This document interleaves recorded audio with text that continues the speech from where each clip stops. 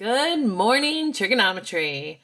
Welcome to today's notes where we will be doing the ambiguous case in the law of sines.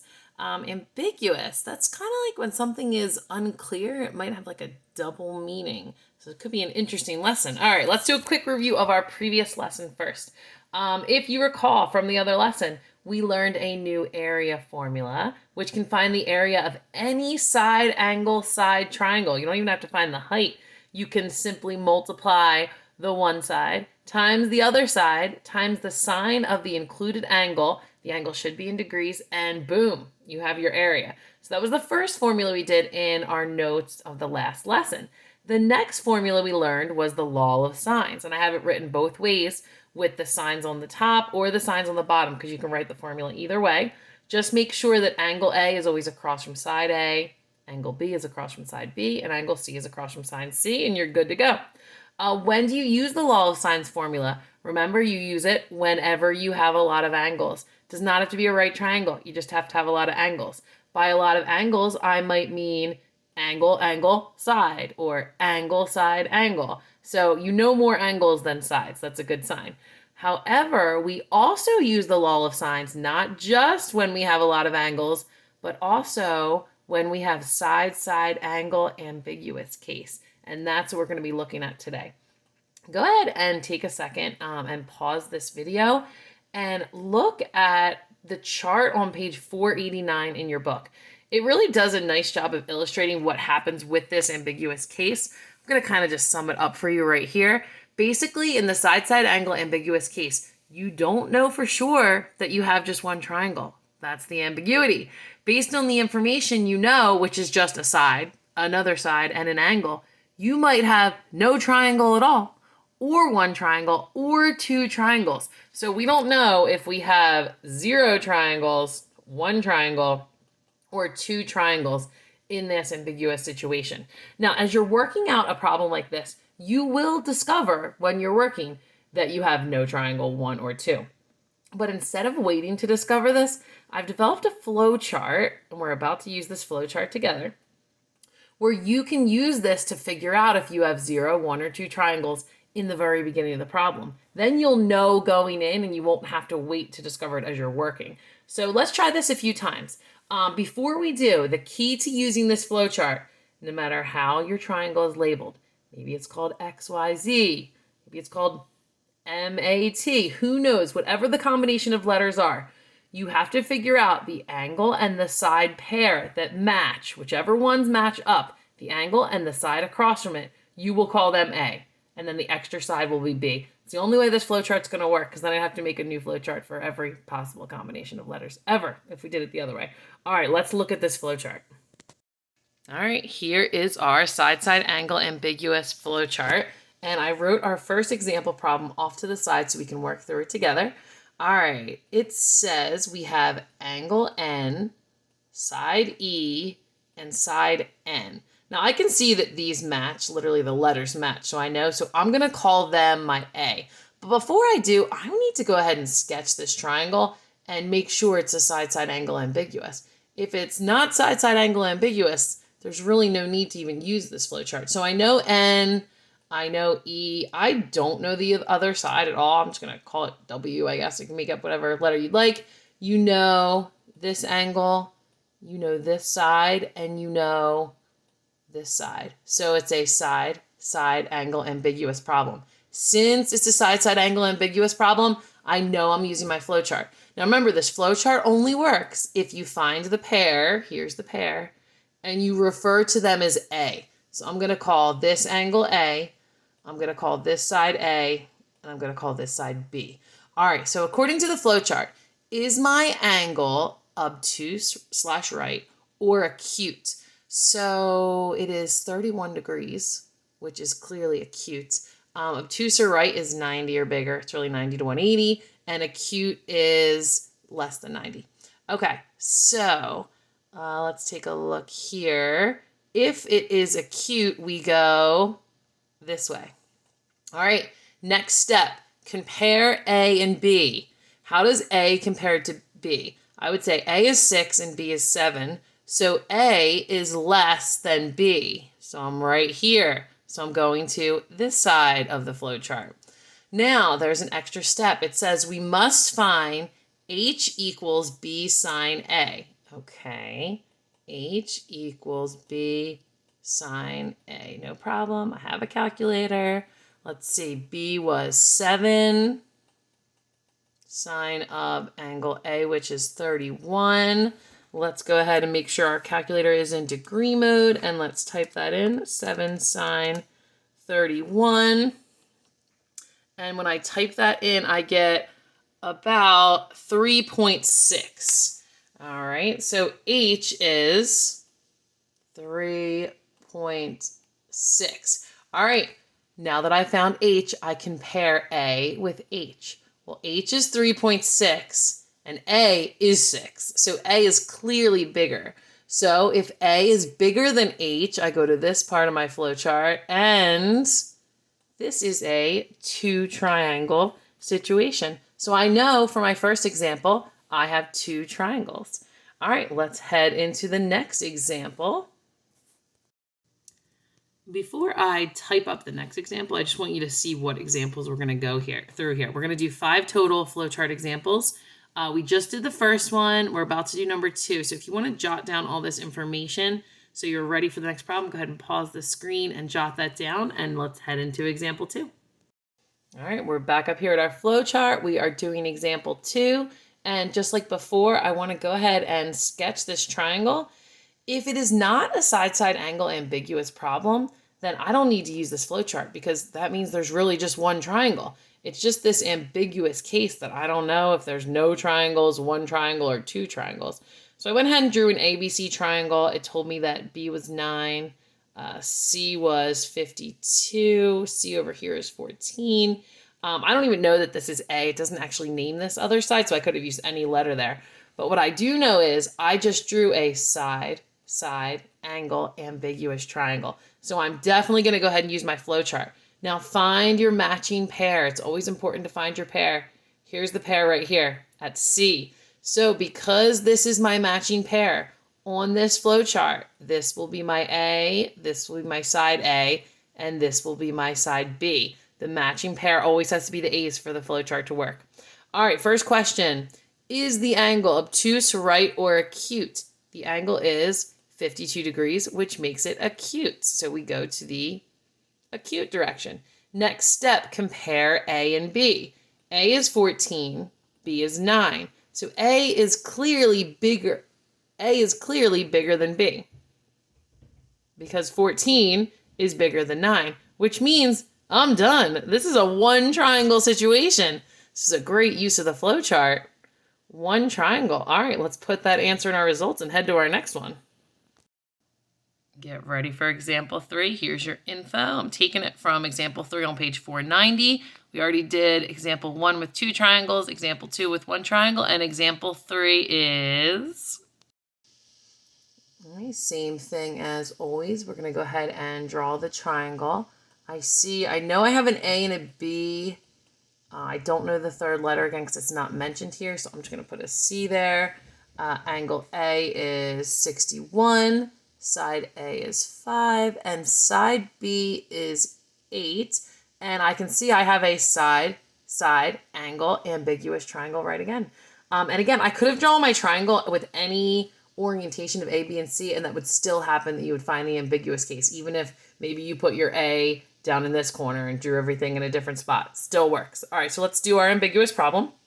First, we're going to find our pair. All right, so let's see here. It looks like, oh, my pairs are the A's. That kind of makes it easier because I can use this as my A and it says A. I can use this as my little a, and then this is my B, just as it's labeled, so it just seems less confusing. First question, is the angle obtuse, right, or acute? Well, the angle is 61 degrees, which is acute. So let's head over to the acute side of things.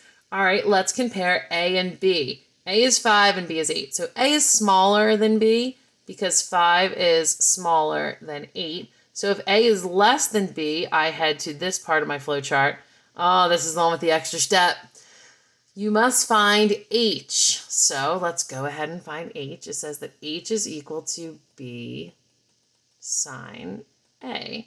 And let's see, for us, that is 8 times the sine of 61. Go ahead and type that in your calculator and see what you get. And I will type it here as well. 8 sine 61. It is, 6.99. Let's round that to 6.997. 6.997. 997. All right, my job is to compare A and H. A is 5. H is 6.997. So 5 is clearly less than 6.997. Notice it's always in reference to A. So A is less than H. Oh, which puts me right here. A is less than H. No triangle. So in this ambiguous case, no triangle existed at all. Let's record our results. And now we are up to our fourth flowchart example. Gonna go ahead and sketch my triangle as always. This time I see they're talking about a P and a Q. I do not have a third letter. I'll just call it M just to label it. P is 24 degrees. Side P is 9. Side Q is 12. And I see I have a side angle ambiguous problem. And again, same thing as before when you're noticing these triangles, always take the crowded traffic way. So if I start at this 12, for example, I could do side, and then I might travel side. I'm not allowed to go this way because I can't skip this and this. Let me try and go the other way. If I start at 12, side, angle, can't go this way. I can't skip this and this. So it doesn't make sense to start at the 12. I would have to either start at the 9 or the 24. I started at the 9 and got my side angle.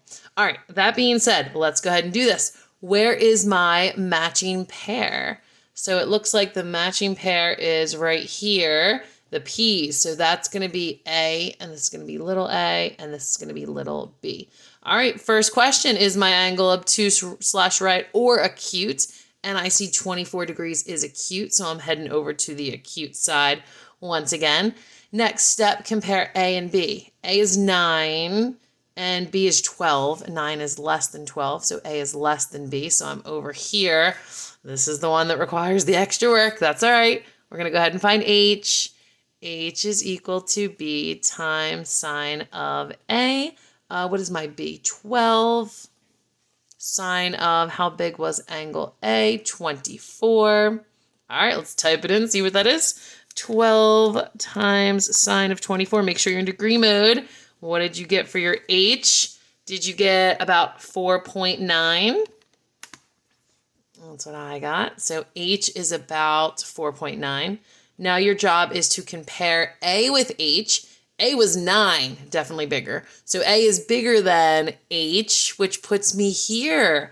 I am at 2 triangles once again. So example 4 is a 2 triangle example. Let's do our 5th example.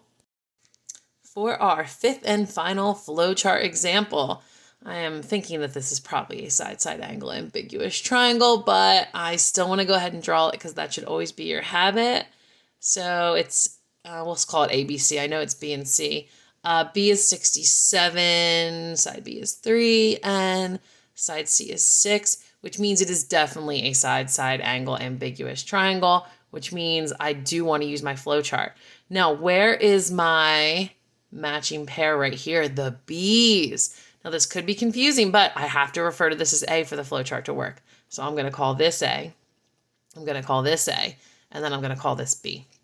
All right, so start with the angle. Is it obtuse right or acute? 67 is still small, so acute once again. Next question, compare A and B. A is 3, because remember, this is A, right? A is 3, which is less than 6. So A is less than B. I'm over here. The extra step 1 once again. H equals B sine A. In this case, my B sine A would be 6 times the sine of 67. Don't use the wrong B here, right? This is our B for the flowchart.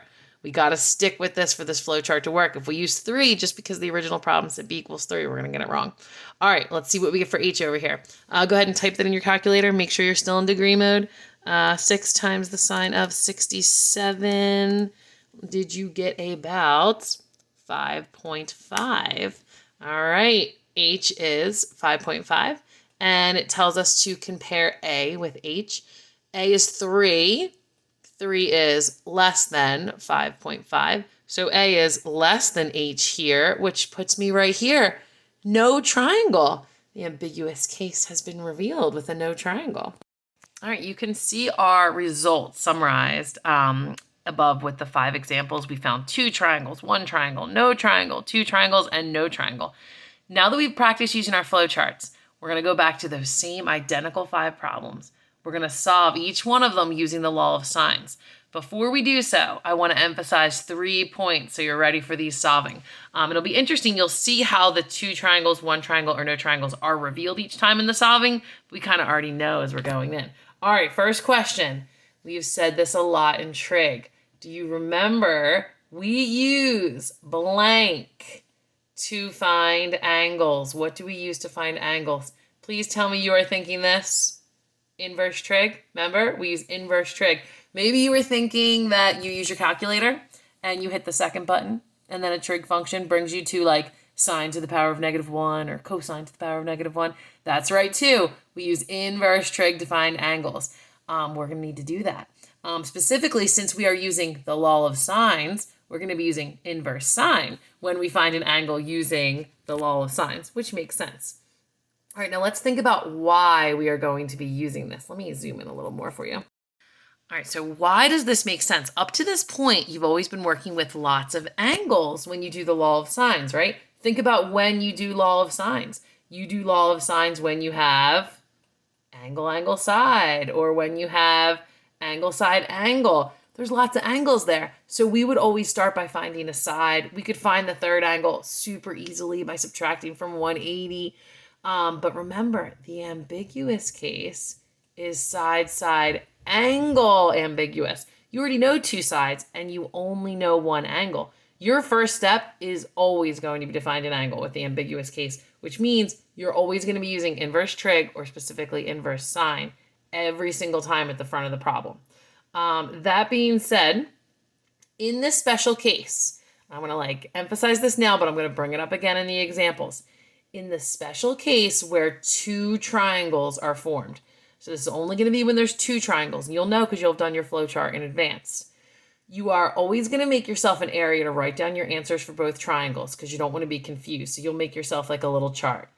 Angle A, angle B, angle C, side A, side B, side C. This will be for the first triangle. Then you'll do the same thing again for the second triangle. So you're always going to just have a little zone on your paper ready to receive all of your answers when you do this.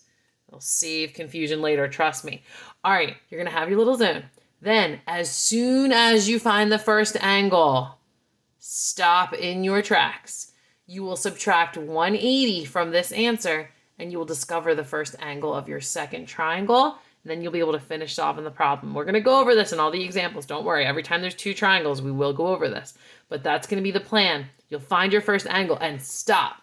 You will totally freeze. You'll subtract 180 from that answer, discover the first angle of your second triangle, and then you're ready to move on. All right. For today, your assignment is only to use the flow chart for these problems, and this is due tomorrow. Your next assignment isn't going to be due until Wednesday, January 19th, and this will involve solving with law of sines and the ambiguous case and doing all the work that we're about to show in these previous examples. I'm going to open up a new video thread at this point, so you can click on the second video and you're going to see us work through those 5 examples, and you'll learn how to officially solve a full triangle using the ambiguous case in the law of sines. But now that your flowchart ready, it's going to make it a little easier because we know what to expect heading in. All right, I'll see you at the next video.